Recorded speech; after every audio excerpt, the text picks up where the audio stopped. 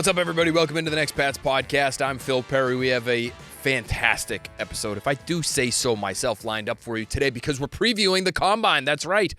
Next week, the NFL Scouting Combine begins. I'll be there in Indianapolis with photographer extraordinaire Glenn Gleason, one half of the Camera Guys team, if you follow those fellas on your social media platforms. But we're going to have a lot of fun there. We are going to acquire a lot of interview content once again there at the Combine because it's become almost like a mini Radio Row. There is so much media coverage of the draft, which I find to be tremendous. I love it. The more draft content, the merrier, in my opinion. But there is so much coverage that you have all of these really intelligent people that want to talk about the draft that are all kinds of available. And so we got some great interviews last year. Year before that, it's become an annual tradition for us here at the Next Pats podcast. So we're really, really excited to get out to Indy once again and talk to not only the players that the Patriots may be taking. For instance, Travis Hunter will be available. I believe, if I have my schedule correct, I'm going to have to go back to the calendar. I believe on Thursday he'll be meeting with the media. Where does he want to play?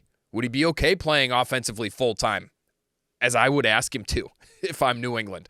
Those are the types of things we love to hear from the players. Are there some under-the-radar names that we can get to know a little bit better? But let's also talk to the Bucky Brookses of the world. Let's also talk to the Charles Davises of the world, the Dane Bruglers, the Mike Renners, all people that are friends of the podcast but know so much about the draft, and we can just pick their brains one by one and have all kinds of fun with them. So we will be there next week, but wanted to just give you a little taste of what to expect before we actually get out there. We're going to talk about 3 different areas that I'm particularly interested in going into Indy. Number 1, the questions that need answering when it comes to the prospects themselves. Number 2, the names to watch among the participants from a Patriots point of view, of course. And then how about the names we're tracking as the unofficial start to free agency, the illegal tampering period, if you will? No, they would never. The unofficial start to free agency begins at the Combine each and every year. You have all the agents, you have all the front office people from all across the league, all across the country, chatting. Restaurants, bars, meetings that might be meetings on the books for players that are already on the rosters of the teams that the agents are meeting with. But you know those agents actually represent players that are parts of other teams, and so maybe, just maybe, there are conversations involved with players from other teams when those agents are talking to teams that particular player isn't a member of. You follow me? It happens, okay? But there are names that, in my opinion, we should be tracking. A couple of them obvious, a couple maybe not so much. So let's get into some of those. Also, have to tell you, stick around. End of the podcast. 2 fantastic interviews that you're going to love. Number 1, how about Patrick Peterson? All-time corner. Just a stud. An absolute specimen that can sit down with us, talk to us about Christian Gonzalez, why he likes Christian Gonzalez's game so much, the versatility that he sees when he watches Gonzalez and what that'll mean for the Patriots defense moving forward, the proliferation of 2 high coverages and how it can actually help somebody like Christian Gonzalez become an even better player if the Patriots are able to deploy those more often under Mike Vrabel, how that might help him get a little bit more aggressive. You're going to love hearing him break down the X's and O's on that. You're also going to hear a relatively shocking opinion. Okay? Just want you to strap in, buckle up. You're going to hear a shocking opinion from Patrick Peterson, again, about a corner. Just so happens to be the best corner in this year's draft. Just so happens to go by the name of Travis Hunter. I'm going to leave it there, but it's about a potential marriage between Travis Hunter and the New England Patriots. And Patrick Peterson, friends, damn near blew my mind. You're going to have to stick around for that portion of the conversation as well. And we have to talk about Will Campbell, too. LSU guy, Patrick Peterson, LSU guy. Patrick Peterson wore number 7, started the number 7 tradition that now exists at LSU, where that number goes to the best playmaker. You know who wore number 7? I put it in quotation marks because he couldn't really wear it because he's an offensive lineman, but he wore a number 7 patch to represent that he was the team's best playmaker. Yeah, Will Campbell, potential Patriot at number 4 overall, or maybe in a trade back. Who knows? Fantastic conversation with Patrick Peterson. We're also talking to our NBC brethren, Connor Rogers, about the draft. He was at the Senior Bowl. He'll be at the Combine as well. Hopefully we'll be able to catch up with him there too. And just so much insight. He drills down so deeply on the entire draft across positions with Trevor Sikkema, fellow friend of the podcast, but they do the Stock Exchange pod for Pro Football Focus, and they are really, really getting into the weeds on a lot of these guys. And so Connor, to me, one of the smartest in the business when it comes to covering these NFL prospects, and he has some great insight for us for potential Patriots fits as well. What a fantastic way to preview the annual NFL Scouting Combine. Let's get right into it. Let's start with the questions that need answering. And let's start with that name I just mentioned, Will Campbell. What's your arm length, Will? Where are you at? Let's see him. Let's get him up on the podium. Let's have him just stretch out. Let's just, reach out and touch maybe some folks in the media. Just pat him right on the head. We'll measure it from there. Okay? This is key. This is critical intel. I'm saying that a little bit tongue-in-cheek. You might be catching that. Because I believe he's a tackle. I believe he's worthy of trying at tackle. But I also believe in having metrics that need to be stuck to. Having standards and upholding those standards when it comes to the physical measurements, the athletic measurements that you are looking for at certain positions and holding to them. Because as Bill Parcells used to say, if you start making exceptions, pretty soon you're going to have a team full of exceptions. And so it's part of the reason why we have for years here done things like our prototypical Patriot series. I've mentioned this before on the pod. This year might be a little more tough. Ryan Cowden, Mike Vrabel have never run a draft before. Elliot Wolf is still the top guy on the ledger when it comes to the personnel, but he is going to be serving Mike Vrabel's needs. And so it's really hard for us to gauge what Mike Vrabel's going to want when it comes to that stuff. But he should have bars that need to be cleared when it comes to things like height, weight, speed. And I do put arm length in there somewhere. Now, is it somewhat overrated? I would say yes. I think it is. You know why? Because Dante Scarnecchia told me so. And who am I to argue with Dante Scarnecchia? No, I would. Listen, if I truly believed that one of the greatest offensive line coaches ever, if not the greatest, belongs in the Pro Football Hall of Fame, never mind the Patriots Hall of Fame, where he is already, in my opinion, if I believed for whatever reason in something that didn't jive with what Dante Scarnecchia believed, I would say it, and I would know that that's probably a pretty dumb way to feel. And so that's why I do lean to whatever he's telling me when it comes to that. It's not a zero. I think the guys that are, the Joe Toonies who got away with, until the Super Bowl, obviously, got away with shorter arms at left tackle. Matt Light, more than got away with shorter arms at left tackle. You can get away with it. It's just a question of how short. Like Matt Light, while short for left tackle standards, was still, if memory serves, over 33 inches. And so if Will Campbell comes in under 33, which is where Joe Tooney is, then to me, I think it is fair to question. I do. Would I still say you have to try him at tackle and then maybe you can move him off of that later? Yes, I would. But let's just see what Will Campbell's arm length is in Indy. How about Abdul Carter? Do we have questions about this guy? We do. We do. And people in the league do as well. Just making some phone calls last 2 weeks. It's not that he's not a good player. He is considered first pick, second pick, third pick, somewhere in that range he's going to go. But I think the questions are just how big is he? What's the arm length? What's the wingspan? Where's his weight at? Is he somebody who needs to be in some ways like used as a designated pass rush kind of player? I'm not sure. But let's just see where that's at.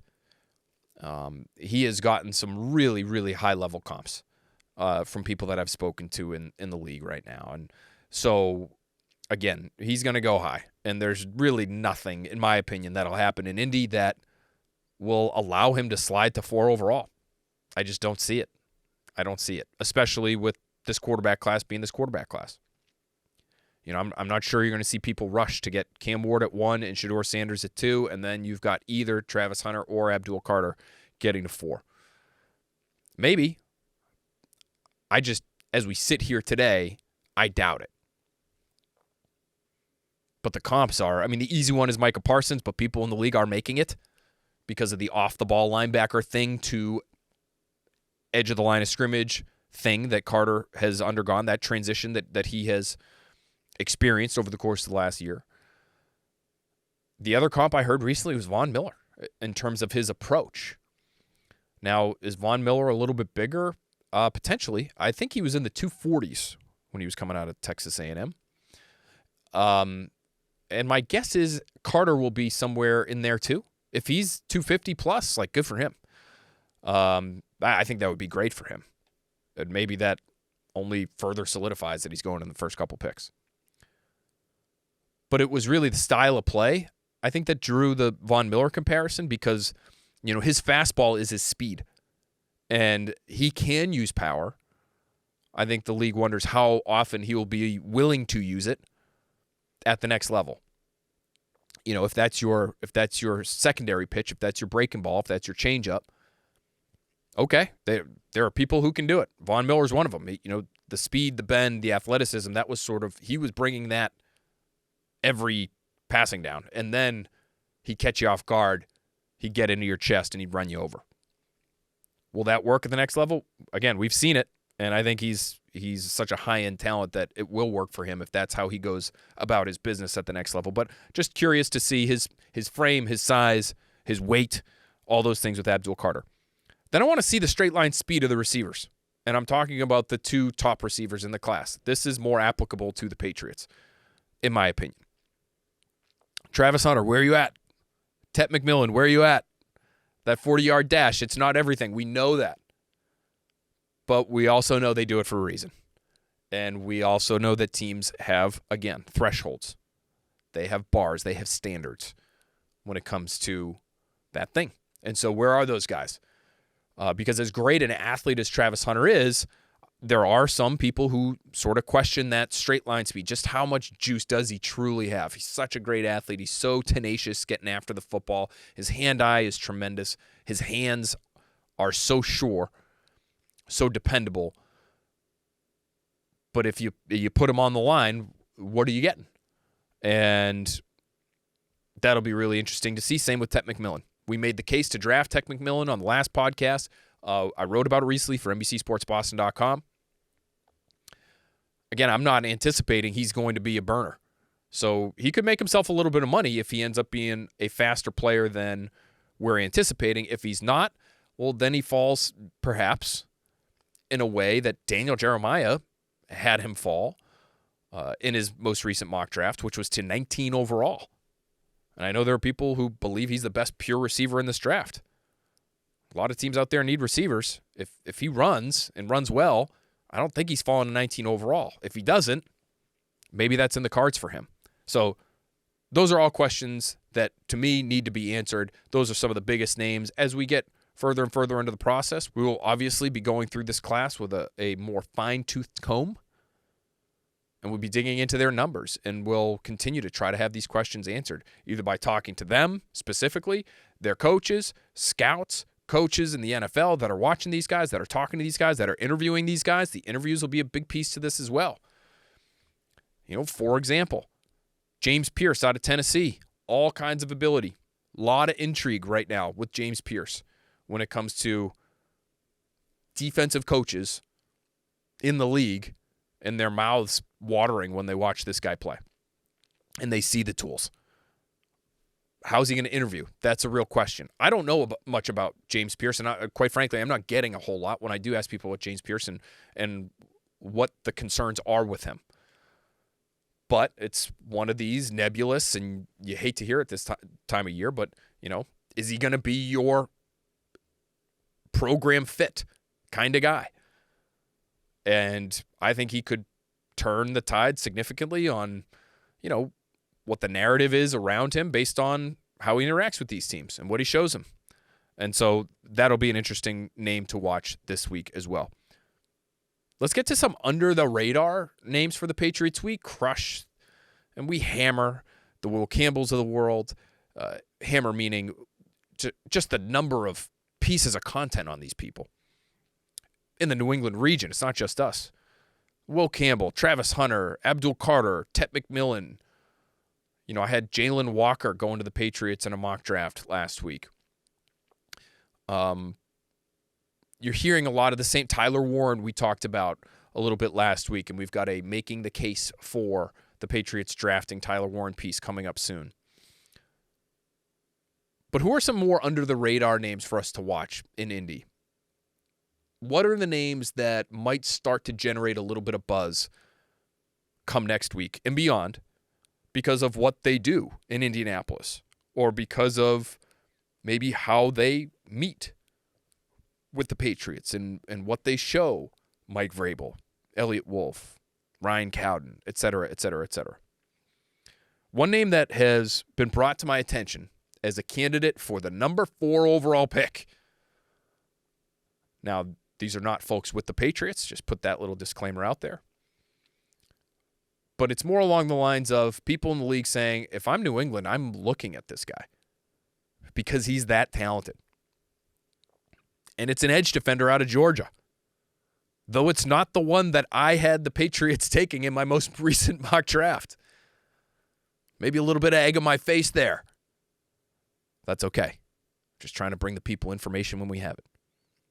It's Mykel Williams.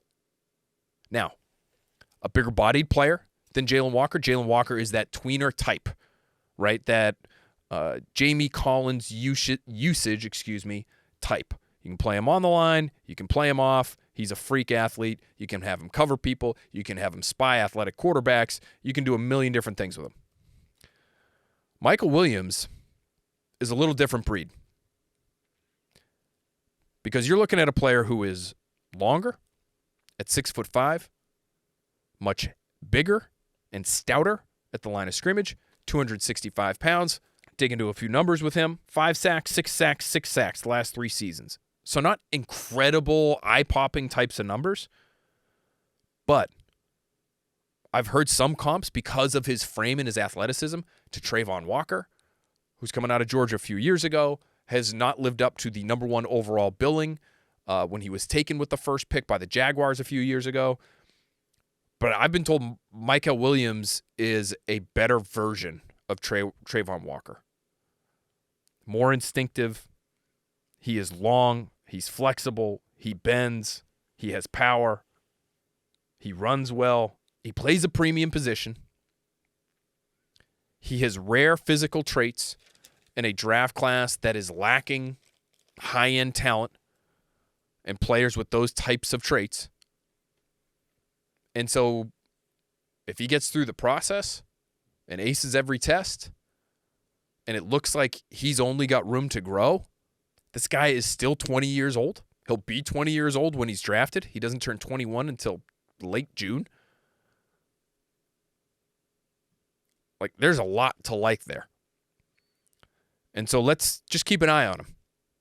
I know that, listen, if you're a real draftnik and you're listening to this podcast, you're looking at your phone or you're looking at your dashboard right now as you're driving.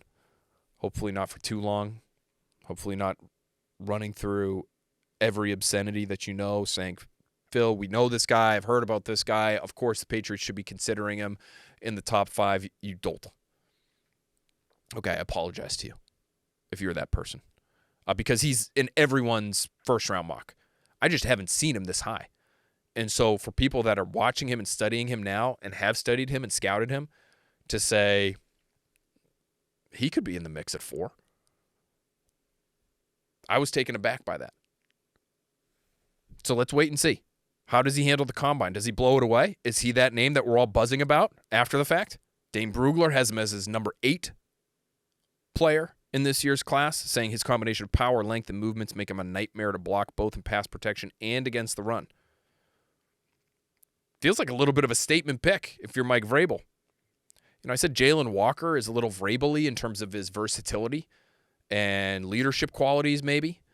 And so that's why that would be a statement pick for Vrabel and would make a lot of sense. Well, the same here with Williams. Now, I don't know about his leadership capabilities. And he's not the same versatile piece that Walker is, or that Vrabel was. At least it doesn't look that way. But if you're looking for versatility in terms of play him on all three downs, play him against the run and the pass, and expect him to make an impact, big, physical, hard-nosed kind of player, maybe this is Vrabel's kind of guy. Now, he's the number 16 player on Daniel Jeremiah's board, so further down. And maybe Jeremiah would say, little rich for his blood to be taking Mykel Williams inside the top 5. But let's get into his scouting report a little bit on Williams. Williams is a talented edge rusher with rare physical traits. Unfortunately, he suffered an injury in the opening game against Clemson and played through pain for the remainder of the season. When healthy, he is a dynamic get-off and can win early from the edge or when he's reduced inside. He has extremely long arms, and blockers struggle to get into his chest. He has a nasty shake bull move and also flashes a violent swipe move to generate pressure. Against the run, he still found a way to set a physical edge, even when he couldn't put much weight on one leg because of his injury. His effort never wavered. Oh, boy. Oh, boy, friends. Just as an aside, this is me talking now. Talking about a guy with a motor, a guy with outstanding traits, a guy who you still haven't even seen his best yet because, number one, he's as young as he is, and the last time he was fully healthy, he was a freaking teenager. The ceiling is the roof, as a wise man once said. Back to Jeremiah. Overall, the 2024 tape isn't a fair representation of Williams' talent. He has game-changing tools when healthy and locked in. You buying? You buying in on that at number 4 overall? You going to buy on the promise? I'm telling you, there are people in the league who look at this stuff closely, highly invested in this sort of thing, and are saying don't rule him out at number 4 overall. Other names, maybe not getting as much buzz right now, but could be from a Patriots standpoint, especially based on how they move, how they test. You know, are we talking about Ozzie Trapillo, who Louis Riddick brought up? My guy, Boston College, BC High. If you go back and listen to our last Next Pats podcast, Louis Riddick on Radio Row brought up Trapillo unprompted. Didn't know about the connection, knew he was a Boston kid, knew that we're a Patriots podcast. And so maybe that's part of the reason he brought him up. But he watched him closely, did a few BC games this season as a color analyst. He likes his game. I also know he's working out with Dante Scarnecchia this offseason. Not a bad guy to work with. We also know that Doug Marrone was at BC last year. And people at BC High, go as far back as you want into the kid's history. Like, you're not going to hear a bad word about Ozzie Trapillo. So Bill O'Brien loves him. Doug Marrone, I assume, loves him. Does that mean Mike Vrabel's going to love him? Is he going to love him on day 2? And how high up do you have to go? Depending on how well he moves. This kid was a phenomenal basketball player in high school. Now, I know, the Catholic Conference here in the greater Boston area, it's not the same necessarily as dominating on the high school basketball scene in maybe South Florida. I understand that. But he can move. He's an athlete. And so I just wonder, how well does he test?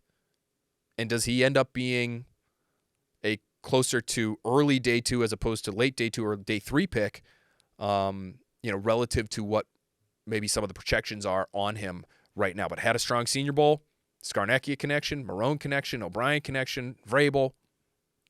Let's keep that name in mind.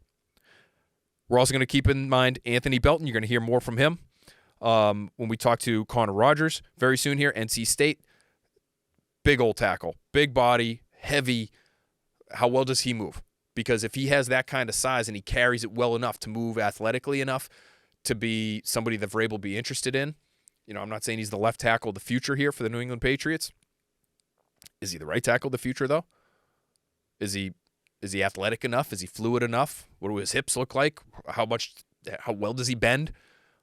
Because physically it looks like, he fits the suit of an NFL tackle and had himself a good Senior Bowl. Then there's Ariante Ursary, who we talked about on this pod before. We actually had him going to the Patriots in the second round. Again, want to just see how these guys move. And the 10-yard split is one thing. That's important. the shuttle has proven to be over time. You look at some of the studies, very important when it comes to whether or not these guys can actually play at the next level. I'm interested in the drills too, though. And so keep an eye on those. And those will be happening later in the week. But you get Ariante Ursary out there and just wide open space with nothing but eyeballs on him, and nobody within, 50 yards of him in any direction. And all of a sudden he's got to get through the bags and get himself up off the ground, change direction. Like, let's see how that sort of stuff looks. Because for a guy who's as big as Ursary, who's, 6'5", 6'6", 330, 340, how he handles those moments, to me, can be telling. While the stuff in pads is more important, again, there's a reason they do this stuff. There's a reason they watch this stuff. Names to watch from a Patriots perspective. Let's go to the receiver position. Some of these guys are going to roll. Like, they're going to fly. Isaiah Bond from Texas. High school state champion sprinter. His teammate, Matthew Golden, may go earlier than Bond does. I don't think he's going to run quite as fast. He's maybe a little bit more versatile, maybe a little bit more dependable. But Bond is going to fly. Is he the kind of player that Josh McDaniels thinks he needs to make this offense more explosive? Maybe you can build it out with some backs and tight ends, but you do need some speed on the field there. That's not Jalen Polk's game. It's not really Pop Douglas's game, although he is fast. He's just not really that field stretching type. So Isaiah Bond from Texas.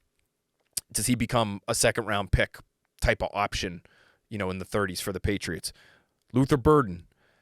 Now, from Missouri, probably a first-round pick. One of the better receivers in the class, in a class that's not real strong. Really dynamic after the catch. And to me, from the guys that I've watched, he looks like he's got real speed. And so we'll see. Let's test it out. Let's see how he looks. Because to me, I've seen a lot of interesting comps on him. Heard some too. Some I scratched my head out a little bit. But, everybody from Deebo Samuel, because of what he can do with the ball in his hands, as somebody who's going to just catch a screen and aggressively get upfield and run through arm tackles and be really athletic after the catch, to, Stephon Diggs. And so, what is he? What is he? How well does he move? What kind of route runner does he look like when you give him an opportunity to do some of the testing? And that gives us an indication as to how well he'll be able to get in and out of breaks, how well he'll be able to separate. Just as an aside, some of the stuff, even in pads, to me, you can talk about route running and separation, and I still would always value the stuff in pads more. It feels like every year at places like the Senior Bowl, you're seeing the one-on-one routes get more and more ridiculous. Can we just call it what it is? It's the And One mixtape tour out here. So, I'm almost getting to the point where, I'd rather just see the testing as opposed to watching anybody in a one-on-one, because they've got the entire field to work with, and their releases take them 25 minutes to get off the line of scrimmage because they're trying to cross somebody up. Anyway, that's a me problem. But it just another reason why, to me, the combine stuff does matter. I like the combine. It's the football stuff matters more. Don't get me wrong, but I pay attention. How about Trey Harris? Trey Harris, Ole Miss, bigger body, former quarterback, competitive, smart. Not sure how fast he's going to run. If you're the Patriots, you almost might not want him to run real fast because if you like him, if you're interested in him, it's not because he's going to be the fastest guy in the field. If he is, all of a sudden now you're talking about maybe he's a late first rounder, and you might not even have a chance at him. So that's just one more name to watch. Trey Harris, Ole Miss, wide receiver. Free agency, really quickly, before we get to our interview with Patrick Peterson and Connor Rogers. Two of my favorite interviews, quite frankly, during our entire week on Radio Row. You're going to love them. Let's get to the names we're tracking during the unofficial start to free agency, or if I may, the start to the illegal tampering period. T. Higgins. A little bit of buzz on T. Higgins. Just in terms of the people around the league that I've spoken to, and this is not coming from Cincinnati, but I would just say this. There are folks in the NFL who aren't sure that even though the reporting is that the Bengals plan to use the franchise tag on T. Higgins if they can't get a long-term deal done. People are telling me they'll believe it when they see it. And I think the reasoning is this. You can go ahead and do that. You can figure out the cap. Joe Burrow's basically done the cocktail napkin math for you. But at some point, you have to try to get better defensively, don't you? I mean, one of the best offenses in football, one of the best seasons in football at the quarterback position from Joe Burrow, an outstanding Triple Crown season from the best receiver in football, Jamar Chase. T. Higgins misses some time, but plays well in his own right and is setting himself up to get paid somewhere, if not Cincinnati, somewhere else. And people are looking at it and say, yeah, and where did that get you? You didn't make the playoffs. And so maybe if they had their stuff figured out at the beginning of the season and they beat a team they beat a team they should have beat in the New England Patriots, maybe then they are in, and who knows what happens then. And maybe the conversation is moot. But it's I'll believe it when I see it sort of attitude when people look at the Bengals. They know their reputation. They know how that roster is constructed right now. And yes, they know what the quarterback wants, and they know what financially the Bengals can achieve, which is keeping all three of their stars. But at some point, they have to try to get better defensively, don't they? Don't they have to try to field the defense? That's the opinion on T. Higgins right now. And so I just wonder, do we hear anything else from the Bengals side, from the T. Higgins side, during the unofficial start to free agency in Indianapolis next week? Let's keep an eye on that one. Because obviously, if he is actually available, that would mean something to New England. The other name that we link to the Patriots all the time, and it's no surprise as to why, Ronnie Stanley. Any traction there? Any traction between the Patriots and Ronnie Stanley this coming week in Indianapolis? Because the need is obvious on New England side for Ronnie Stanley. He's so close to free agency now. We haven't really heard much in terms of what's going on with him in Baltimore. He's just got to get to the market, right? Like, just get to the market. See what's out there for you. This is the time to do that. And in my opinion, it's really where free agency should start for the Patriots. He had a good year last year. I know he's dealt with injury. I know he's 31 years old. He can play. And he is clearly far and away the best tackle in free agency. Cam Robinson, just not on that level. You could sign him, and you could have somebody you could get by with, potentially. Relationship there with Doug Marrone from their shared time in Jacksonville. But Ronnie Stanley's better, plain and simple. Jedrick Wills, you interested in that? Boy, Mike Vrabel would just have to be comfortable with him, depending on how much he is demanding in free agency. It probably isn't going to be all that much because he's been a disappointment in Cleveland as a top 10 pick. But Vrabel in Cleveland last year, Ashton Grant, quarterback's coach in Cleveland last year, those guys would be able to tell anyone in the organization a lot about Jedrick Wills, is my guess, and what they got to know of Wills in terms of his passion for the game, his football character, quote unquote. And so I would be stunned, just put it that way, based on what I've heard. I would be stunned if they were willing to give him a big money deal. But the Patriots are in a position where they just need tackles, right?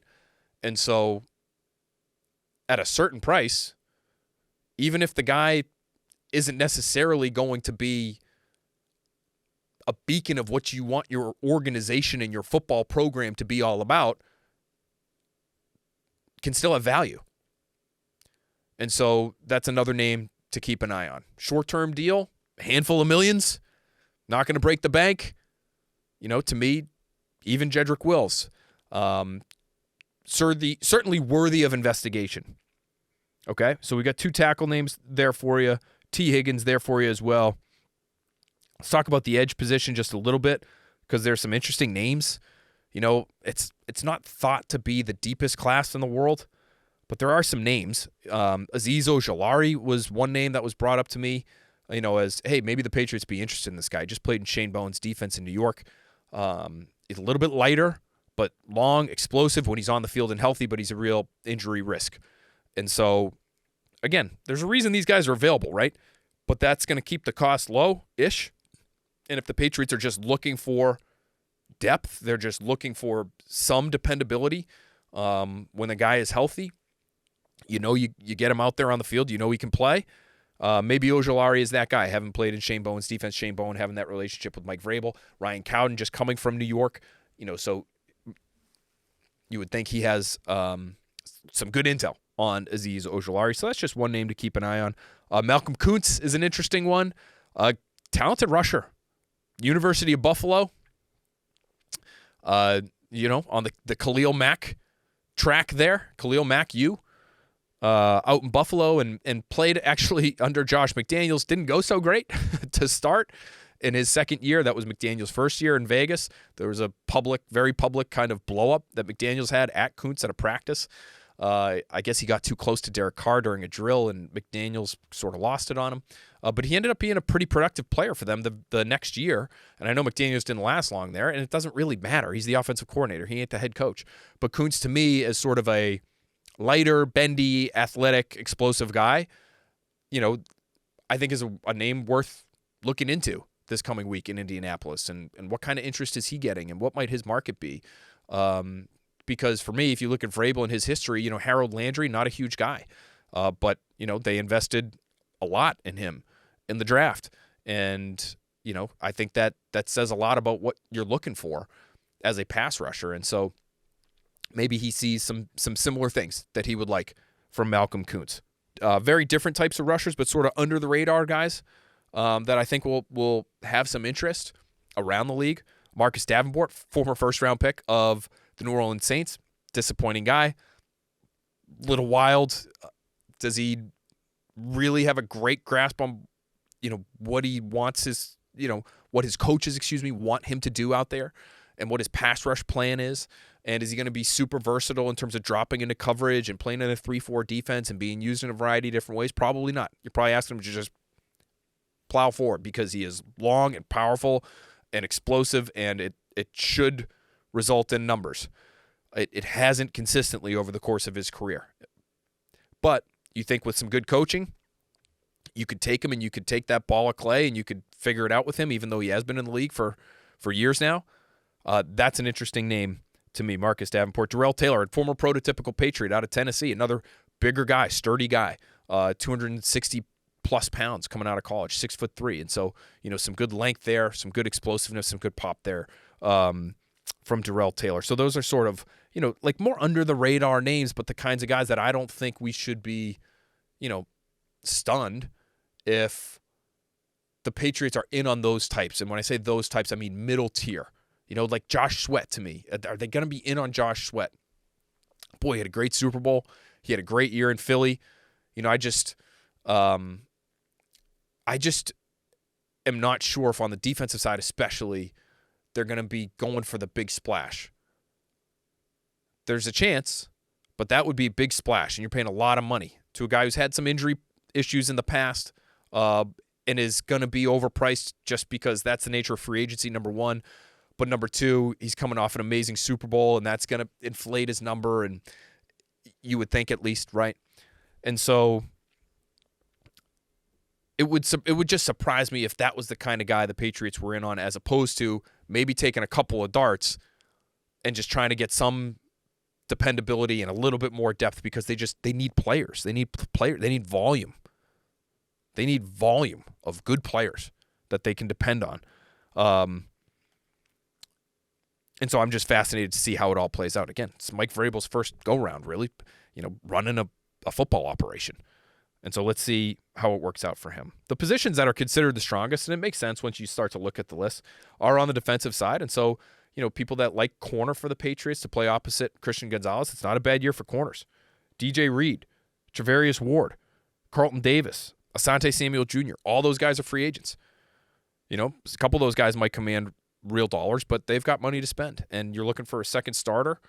DJ Reed's really interesting. They know him well from playing in the division, and he's coming from a team where he was basically the number 2 for a while. Really interesting guy. At safety, and they already have Duggar. They have Peppers. What do they think of those guys moving forward?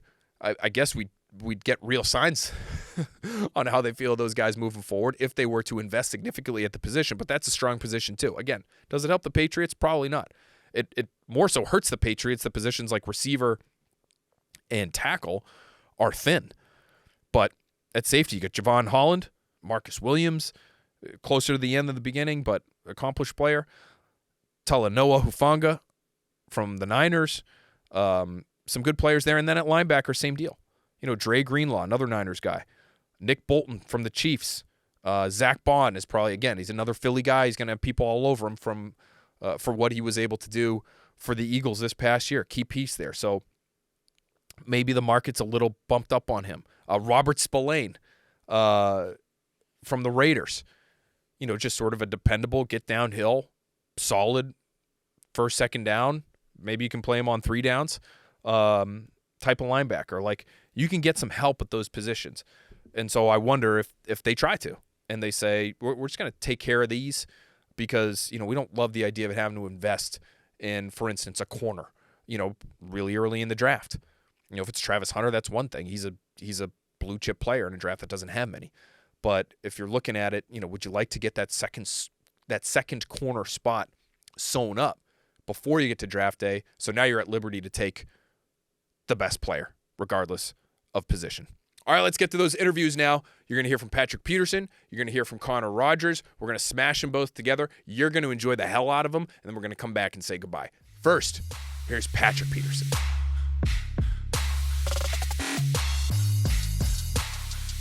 Fired up right now to have with us on the Next Pats podcast, Patrick Peterson, NFL great. Thank you so much for being with us here in New Orleans on Radio Row. And I just have to say to the viewers, to the listeners right now, our first guest of the week, who's actually brought me something, Gila River. Yep. You're here. You want to talk to us about Gila River? Tell us all about it. Yeah, I'm here on the behalf of Gila River. They're having a $5.9 million prop bet giveaway.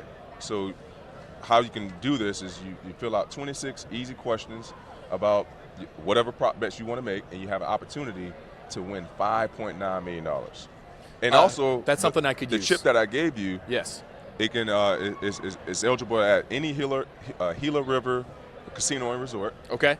For prop free play, so you can play blackjack. They have amazing restaurants.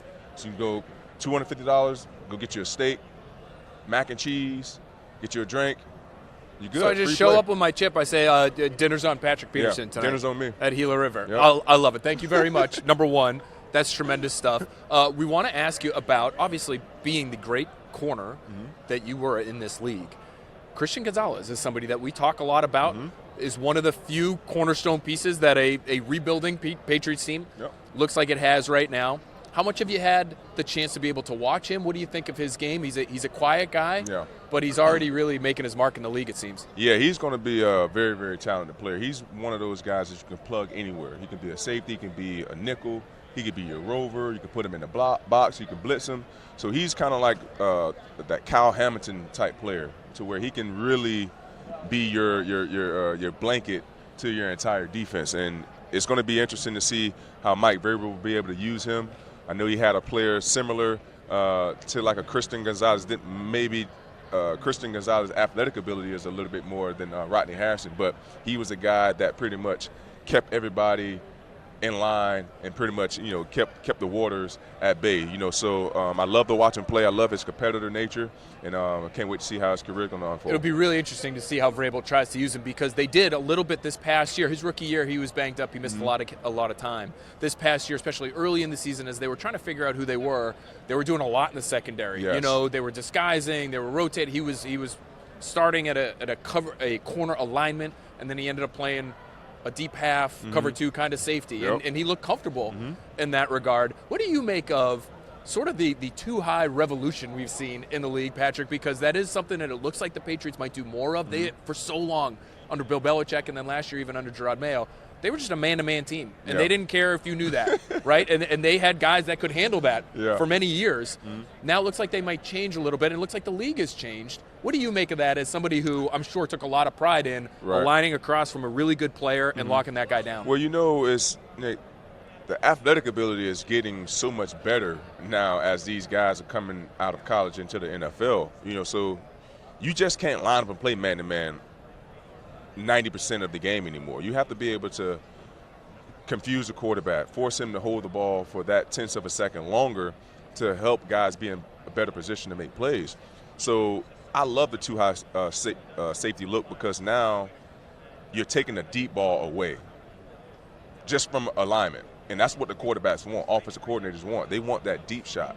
So now you're forcing them to be more patient. You know what I mean? And then at the end of the day, what teams are doing a really good job at is they're starting too high, but now shipping it back down to single high.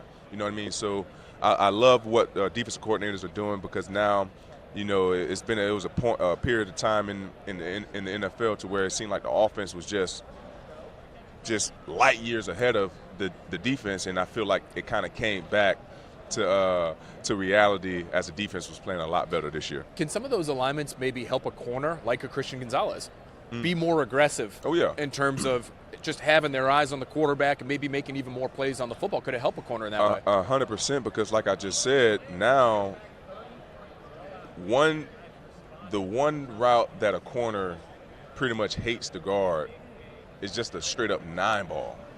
And like I said, when you have a too high safety, you're pretty much taking that away. So now all you pretty much have to be worried about guarding is like routes within 15 to 18 yards. So now you could, like you just said, you can play a little bit more aggressive because now you pretty much know what your defense is presenting to the quarterback. That's taking that away. Now that'll allow you to be a little bit tighter in your coverage. I want to ask you about a player that we've talked a lot about in terms of draft discussions in New England. They've got a top 5 pick, again, for the second straight year. Not where any team really wants to be, but they might have the opportunity to draft a Travis Hunter. And I'm curious what you would think of maybe pairing a really good corner, which it looks like Hunter could be at the next level, with a guy who's already in the league playing really good corner right now in Christian Gonzalez. Like, how difficult could that make it for opposing offenses? Is that something that the Patriots should be really interested in? Or is that too many resources at one position? I believe that's too many resources at one position. You do? Okay. Yeah, just because the way the league is going with wanting to have playmakers on the offensive side of the ball, because, you know, for the most part, teams want to see points. And it's no secret that those guys get all the credit anyway for, you know, all of the team successes is always, for the most part, is what is the offense doing. You know, so I feel like you can add another quality piece, you know, as another cornerback, get a veteran, or maybe you may find like a Cooper Najee in the draft to where you day can two guy, exactly day 3 guy a day 2 guy that can be a day 1 starter and allow, you know, to fill your team up with other resources like an offensive line. We talked about how bad the offensive line was this year. So I feel like that'll be a wasted draft pick for the Patriots to go get Travis Hunter at the 4th spot and make him a defensive back, in my opinion. Before I ask you about an offensive lineman, because there is one in particular I want to ask you about, Hunter plays both ways. Obviously, he did at Colorado. He wants to. He has said he's really wanting to do that as a pro. You were telling me off air before we came on that you did. I was asking, did you ever do that in college? Because I could just see the level of athlete you were. I would have assumed maybe they would have tried you. You said, not in college, but in the pros. So first of all, how did that happen? And is that realistic for Hunter to think that he can be a significant contributor on both sides of the ball, or is it just too taxing on the body? Man, honestly, man, seeing what he was able to do last year, I know the toll on the body is totally different from college to the league to the pros. The attention to details is a little bit different. So I think it's going to be difficult for him to split his time in a defensive in the defensive room and in the offensive room, just because there's so many more walkthroughs. There's so many more attention to details that you have to be ready for. So many more checks. The communication is so much more different. The play call is longer. So there's so much that goes into wanting to play both sides. I'm not saying that he can't do it, but it is something that's going to be a challenge because no one has never done it at that level, playing both sides 100% of the game at a high level. Really, I think it's really difficult. We have Marcus Jones in New England, who for a brief period of time was being used pretty regularly, I would say, offensively. At least he had to be ready. I think that was the biggest thing. It was you're in your pads, you're standing on the sideline behind your coach when the offense is out there just waiting to maybe hear your name get called to get out of there on the field, and then the defense is out there. And you're playing full-time on defense, and he's a special teams guy as well. So I think it can be pretty hard on these guys physically. want to ask you about one offensive lineman, LSU guy. You're an LSU guy. Will Campbell, we talk a lot about as a potential top 5 pick for the Patriots. Great player at LSU. Yep. Wasn't able to wear number 7 because of the position he played, but had the number 7 patch, which means a lot. Yeah. And I know you wore 7 as well. Tell Yep. us about the history behind that number, why it's important for Patriots fans, maybe if they end up taking this guy, why it's important for them to know that he was honored with this honor to have that number 7 on his jersey. You know, it's crazy. It's kind of like something that took on a story of his own. I wore number 7 during my time at LSU. Then Tyron asked me, could he wear the number 7? Tyrann Mathieu. Yeah, Yep. Tyrann Mathieu asked me, can he represent the number 7 when I was going into the NFL. I was like, yeah, sure, do your thing. I know you're representing the number very well. And then he ended up doing what he was supposed to do as far as being a Heisman finalist. I think he won the Ben Derrick award. So then after that, I can't remember who wore it after that.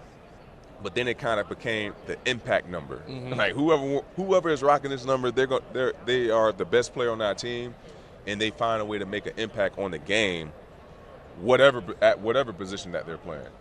So it kind of started with me, and Tyron kind of took it to another level, and then LSU kind of ran with it. And now you got somebody in the trenches wearing that thing. I So, know.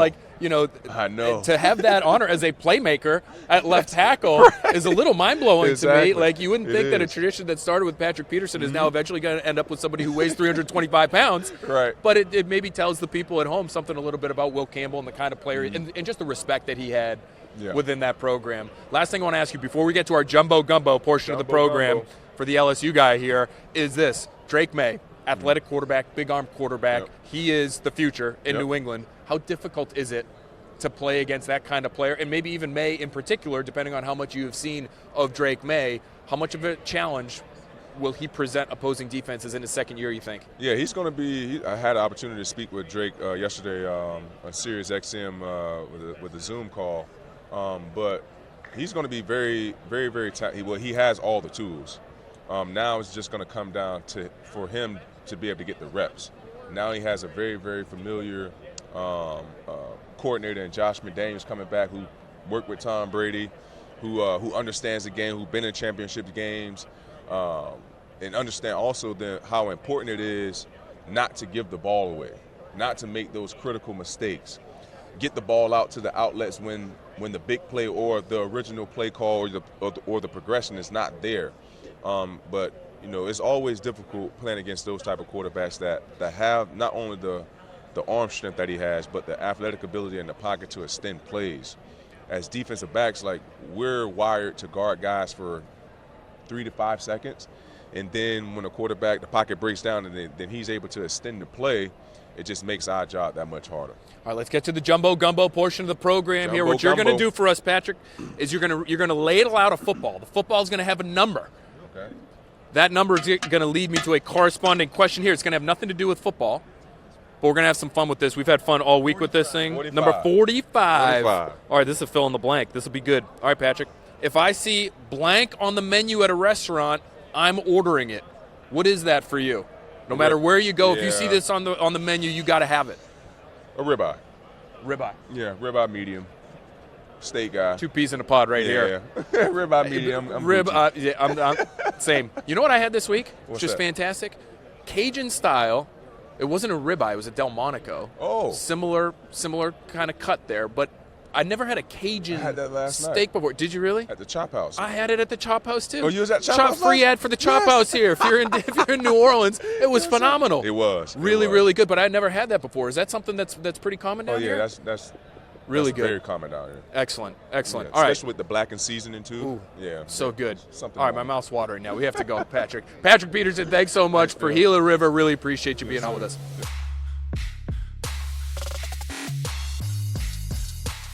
Very excited now to have on the Next Pats podcast, once again, Connor Rogers, NFL Draft, Fantasy Football Happy Hour, NBC Sports, part of the Peacock family here. Connor, thanks so much for being with us, man. Dude, always. It's a tradition now, right? It is. Another Super Bowl and another year where we kind of jump right into the NFL draft, I feel like. Oh, yeah. Yeah, it's never too early when your team is 4-13 for the second consecutive season, as the Patriots are. So it's been a little bit of a sad place the Foxborough area, a lot of our viewers, our listeners are going through it right now, Connor, but your job is to perk them all up a little bit. Right, give hope. You're fresh off the Senior Bowl. You are always all in on the draft. We love talking to you about all things draft. Let's talk Senior Bowl first. Did you have any big picture takeaways in terms of where the strengths were and maybe how the strengths in Mobile maybe will translate to overall strengths in the draft? What were your takeaways just coming away from that week? Right, you always go in with thoughts, and this year it was the interior defensive line class is pretty deep. The tight end class has depth. I don't know, outside of Tyler Warren and Colson Loveland, it has a lot of star talent, but has depth.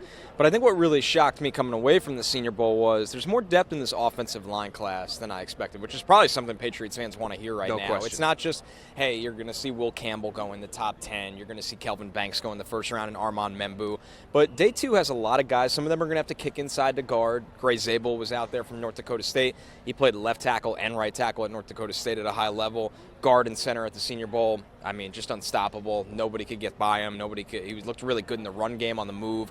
So I think that was a big takeaway coming out of Mobile. It's like, okay, there's some starters that are going to be there in the second round, the third round, even the fourth round. And, if you could find offensive line depth in a draft, that's a huge win in this era. No question. And the Patriots specifically, they do need help at tackle. They could probably use help across the board. They should be thinking guard. Layden Robinson was a guy they took in the fourth round last year.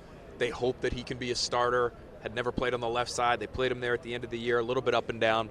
But at tackle, Connor, did anybody stand out to you? We've heard the name Josh Connerly now quite a bit, depending on how much stock you want to put in a viral clip where he is getting forklifted by Mike Green, a Marshall. Like, you could maybe have your perception of how his week went go one way or the other. Anthony Belton is a name that we've heard a little bit. We've talked to some people about him. Any sort of under the radar, because those top tackles that you mentioned, Campbell, Banks, those guys weren't there, right? So who performed, maybe who were the other best of the rest when it came to that specific position in your eyes? Yeah, and for offensive linemen, they're working backwards the whole week, and what they kind of tell you at the Senior Bowl is if you're in a drill and you're going backwards, you're already at a disadvantageous situation. So I think the Connerly clip's a perfect example. Connerly was solid at the Senior Bowl, coming off a really, really good year. He's a left tackle, and he's taking a pass set from a right tackle, and Mike Green, who's phenomenal and is going to be a top 12 pick in this draft, just blows him up, right? And now everybody's story with Josh Connerly is that he got blown up by Mike Green. Mike Green packed his bags, went home right after that play. So I still believe in Connerly as a first-round tackle in this draft. You look at some day two guys that you question, are they going to move inside? Are they going to be able to stay outside? Jonah Savanaia from Arizona is somebody that he's built like a guard even though he has long arms. His feet aren't typical tackle feet, but he could just move people off the ball with that girth and frame. Ozzie Trapillo from Boston College, 6'7", really good pass protector in college. He played right tackle for Boston College, a lot of experience. It's just a hard guy to get around, and he moves well at 6'7". Oh, you're That's what you speaking like my about language, Trapillo. Connor. You're speaking my language. Not only Boston College, but also Boston College High School, where some of the best hosts of the Next Pats podcast of all time it's a pipeline. went to high school. This is a pipeline. So there you go. I was going to ask you about Ozzie. I'm glad you brought him up. Do you think he's the kind of guy who might be available there somewhere on day two? I do. Who could end up making an impact? I do, because I don't think he's an elite athlete where he goes in round one, but it doesn't matter on the tape. He could fold you in half in the run game, especially if he gets you in a phone booth. He's somebody, once again, his understanding of spacing, the length, I think the footwork is really, really good, and he has so many reps as a pass protector. So he's the guy that I think of a lot where, hey, we're in the middle of the late second round or early third round, and we want somebody that could start at right tackle. I think he could do it. So that was somebody that he didn't light the world on fire at the Senior Bowl, because it's so hard for an offensive lineman to do that, right? You really just don't want to get beat. But the tape is really, really solid. He was fine out there. And then Belton fits the Savanaia mold where you watch him and you go, okay, he's played tackle. He looked good at tackle in Mobile, but he's just built like a guard, 345 pounds. That's a big, dense build for a guy that you like them in a phone booth where they can get their hands on you and kind of maul. So, like I said, there's real good depth in this group. I'm really excited to hear you say that, and I'm sure Patriots fans are as well, because there are plenty of people, Connor, who don't want to see the Patriots use that fourth overall pick I get it. on a tackle because they don't feel as though the value is there. Like, Will Campbell is a good player. I don't think he's a tackle. Good player. Yeah. You don't think he's a tackle. No, So and I that's love Will interesting. Campbell. I think he's the best lineman in the draft, but the arms are shorter than the threshold, and some people go, what does that mean? Well, the reps he loses this year, and he did give up a couple sacks or quarterback hits, it's because of lack of length. And I think he's an amazing guard, and he's the smartest offensive lineman in the draft. But do I take a guard at 4? I think I can get a starter on day 2, and I can get a premium player, Travis Hunter, maybe Abdul Carter at 4. Even if you want a wide receiver that bad, say you don't get the guys you want for agency like T. Higgins, you look at Tet McMillan. I just think there are better blue-chip talents at other positions at 4, and I think the depth at offensive line, which Patriots fans might be a little scarred because you brought up Layden Robinson, Caden Wallace last year. People need time to develop, but I think there's day 2 guys this year that don't need that time. So it's really interesting. You know, it is harder to find examples of good tackles out there who have shorter arms, which we don't know officially what Campbell's length will be, but it's pretty clear on tape, right? He's going to come in with something that is less than ideal at that position. You know, Joe Thuney is somebody who's playing well at tackle right now in an emergency sort of situation for Kansas City, but he's a special mover. Like, I think to make up for that length, you probably have to be elite in some of the other categories. Do you think there's any chance Campbell is like an elite, for instance, 3-cone guy or an elite short shuttle guy, and maybe that can help mitigate some of his problems with the length? I do, and I think it's not that he can't play tackle, it's that he could be an all-pro guard, and he might be more of an average-ish tackle. Now, he's such a smart player. He understands really balance and hand usage and hand placement that he'll be fine at tackle, but you don't want fine. You want guys typically that are lights out, franchise-altering. Now, if you're New England, is there a chance where, hey, we just love the guy, we think he has a floor at offensive line that you don't see very often, we're going to take him, we're going to camp, we're going to see if he kind of proves everyone wrong and he ends up being our left tackle, and if it's a bit of a struggle and we find that guy down the road, we'll kick him in.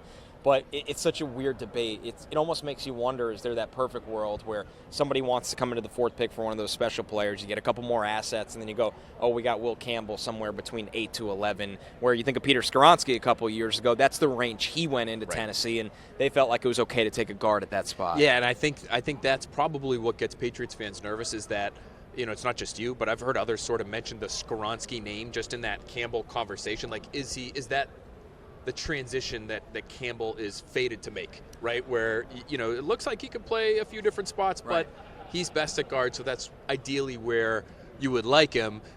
You and Trevor Sikkema, another friend of the Next Pats podcast, on your Stock Exchange podcast, you guys recently did a 2-round mock. The Patriots, you had Seven Aia going to the Patriots in the second round. Yeah. So maybe that's the left guard of the future for the Patriots. In the first round, you had them taking Travis Hunter, which jives with the recent mock draft that we posted here during Super Bowl week in New Orleans. Do you think he could really get to 4? That's my first question. I want to ask you about the player specifically, but just in terms of how this thing gets slotted, you're probably going to need to see 2 quarterbacks go in the top 3. You think that might happen? I do. You try to run the math as many times as you can, and that's why we do so many of these things. And you go through what you're hearing, what you're feeling, what you try to apply logic to situations. And, number 1, the Titans, it is a little open, but I think at the end of the day, Cam Ward would be the favorite to go number 1. They need a quarterback. They really need to have that face of the franchise. Then you go to the Browns at 2. I don't think they're hell-bent on coming out of this draft with a quarterback. I think they'll explore a different avenue in free agency.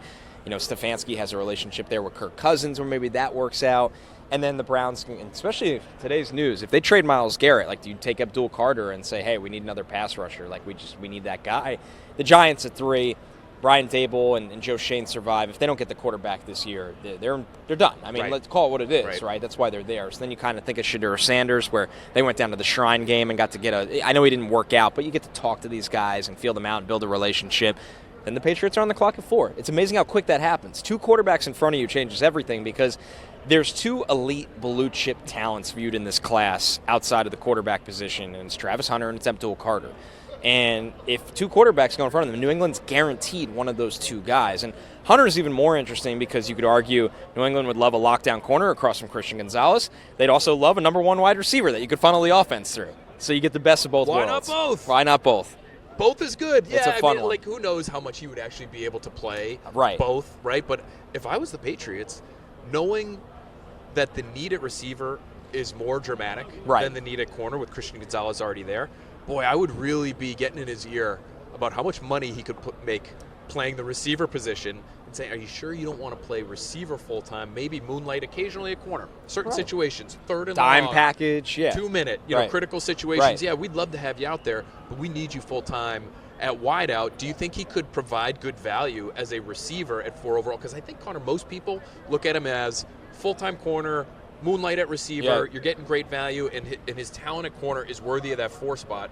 Do you feel the same way about his talent as a receiver? I do. It's crazy to say this about Travis Hunter, but I almost think he's become underrated as a wide receiver, which it is very funny. Like, this is Travis Hunter, right? Everybody loves the guy. Yep. But the fact is, when you're playing that many snaps, stamina is real, right? If he just played wide receiver at the college level, what would this have looked like at the end of the day? Because the times where he either bails out Shadur Sanders, makes a play above the rim, makes a play with the ball in his hands after the catch, I mean, the movement skills as a route runner, it's all there. When I watched him over summer, I said he's actually a better wide receiver now than corner, and this year I thought he took drastic steps to being an elite corner, the ball skills, matching movements. But he's somebody that, because he plays both ways, he understands what each is trying to do to him. Wide receivers are trying to attack him, how the coverage is trying to attack him, and it makes him such a smart player. So I think if you want him to be a number 1 wide receiver, he'd excel in that role. I have no doubts. I want to ask you before we let you out of here, the New York Jets, who you cover very closely, have a new head coach. What do we think of Aaron Glenn? I mean, a guy that, listen, this is a team that had a really bad morale season, right? Like, you finish that kind of year, you're so far below expectations. You need somebody to come in and kind of pick everyone up and get the buyback in. And you don't win much with a press conference, but I think he won the buyback in of the organization, and they really needed that. So Glenn won here. He's looked up to Parcells for the last 25, 30 years, and that relationship is still there. Parcells is one of the rare guys that did win in New York, and I think when you're looking at what this coaching cycle had available, I mean, we're sitting here on Fantasy Football Happy Hour breaking down Brian Schottenheimer and Kellen Moore taking over teams. Like, this coaching cycle was thin at times. I think it was the best situation the Jets could have came out with for the interest that existed in the job. Anything crazy we should be anticipating from a Jets standpoint, either players coming or going, like pie in the sky? Tommy Karn and I recently on the Patriots Talk podcast talked about players you'd actually be willing to trade the number 4 overall pick for. Right. And we were looking at guys that are going into contract years. Said, boy, yeah, like, we really like Travis Hunter, but if you could get Garrett Wilson, right, the of course, 4th overall pick, right, like, that would be a hell of a deal. Anything crazy? I mean, it looks like they could be looking for a quarterback. Like, what is the wildest thing that you could see happening in the Jets' world? It's a great question, because you look at them at 7, which is kind of a boring spot in the draft. Like, you'll come away with a good player, but you're not going to come away with a top 2 player, and you're not going to come away with a quarterback. Nobody knows if Rodgers is going to play. I would lean that he doesn't, but he's an unpredictable guy. He could change his mind at any moment. So you look at it, it feels like the Jets are due for a little boring, like almost a reset in a sense. Get everybody to be bought back in. I think they want to do everything in their power to keep Garrett Wilson around for a long time, but that goes both ways. Like, he needs to be willing to be bought in and sign an extension, and I don't know if they're there right now with him. I would feel more optimistic about Sauce Gardner, Jermaine Johnson in that light. So I think this will be an evaluation period. It's always interesting when a GM gets hired at the end of January. You're coming into a scouting department that weren't your hires. You're coming into a roster that you didn't build. You kind of sit back and go, okay, what do we have here? And I would be really surprised if they made a big statement kind of move. It feels like, let's see what we have in this roster while we supplement it. Quarterback's going to be a wild card if Rodgers doesn't play. Like, Tyrod Taylor's under contract. Do you bring in a Justin Fields and compete with, like, that's a pretty low, right? There's not really like a crazy quarterback situation for them. So I think ironically it'll be all business for the Jets and just not a lot of splash, which after the last 2 years, it's probably what they need right now. Yeah, they might be okay with a splashless offseason. Their fans Look as at the well. Lions early on, that Dan Campbell and Aaron Glenn, Brad Holmes regime. It wasn't a pretty first year. No. It wasn't, but they knew it was going to take 18 months to really have things the way they wanted it. I think that first year for the Jets could kind of moonlight that. They have so much talent already that foundation laying period for them, from their standpoint, they're hoping, I'm sure, that it doesn't take that long. Right. And that they can hit the ground running pretty soon. The Patriots, on the other hand, are sort of in that, oh boy, we have a quarterback, we have a cornerback. Right. Outside of that, Gotta this build might it. take another offseason or two before we're even sniffing the postseason. Right. Yeah, you got to build it. And a couple of things can change that quickly, right? Like, you go out and you convince T. Higgins to sign with you, it starts to look different really quickly, right? Like, because then you can kind of allocate more assets into the line and the places you need help on defense. So it's amazing how quickly a big move or two can kind of change the dynamic of your organization. As bad as they are, Patriots always interesting, Jets always interesting. Yeah. Connor Rogers is great and always interesting. We the appreciate man. you. For all things draft, Fantasy Football Happy Hour, follow him at Connor J. Rogers on X. You're the best, buddy. Thanks for being with us. Appreciate you. All right, that'll do it for this edition of the Next Pats podcast. We're going to be hearing so much more on all these free agent names and more, all these draftable player names and more. We're going to be hearing about how the Patriots are operating, hopefully. How they're interacting with other teams, how they're interacting with agents. Those are all the kinds of things it's good to hear about when you get to Indianapolis, especially when there's been a regime change. There's so much change. We are going to talk to Mike Vrabel on Tuesday. We're going to talk to Elliot Wolf on Wednesday. So we'll have audio of those back and forths on the podcast here. We're going to do hopefully a little bit of time sort of away from the national media, and we'll get some time to focus with Vrabel and ask him the kinds of questions that you all here in the region and beyond, Patriots fans, are really interested in. So it's going to be a great time. It always is. Please, please, please follow along with everything we do. YouTube, the Next Pats family on YouTube. You are phenomenal. We love you. Light it up in the comments section as you always do. I'm going to continue to try to mix it up in there as often as I can. Please rate, comment, subscribe, hit that thumbs up button, hit that subscribe button on YouTube if you haven't already. That's the best way to support the podcast and make sure we can keep doing all these things that we're doing. Going to Radio Row, going to the Combine, talking to all the people we get to talk to, gathering as much intel as we're able to gather, and then lay it all on you here on the podcast. So we're going to have much more content for you. Keep your ears open. Keep your eyes open. Make sure to stretch, okay? We want everybody maximizing their wingspans and their arm lengths as we get ready for Indianapolis. We'll talk to you from the Combine next week.